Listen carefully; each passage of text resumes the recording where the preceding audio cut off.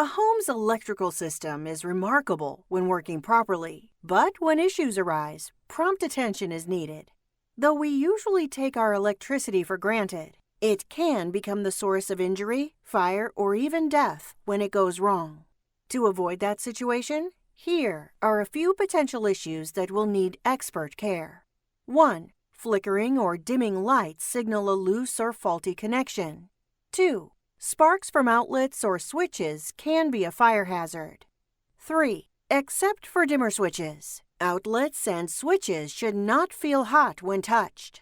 4. Older homes with aluminum wiring should consider rewiring with copper. 5.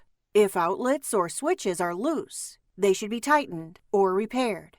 6. A burnt smell could mean that electrical wires are heating up, which is not a good sign. 7. When a buzzing sound is caused by the electrical system, it signals trouble. 8. Breakers that trip frequently are a warning that the system might be overloaded. 9. Managing rodents and other pests is important since they can cause damage to the wiring. The idea that something could be wrong with the electrical system is enough to send many homeowners directly into denial. However, the sooner an electrical issue is identified and corrected, the sooner homeowners can relax in their own homes.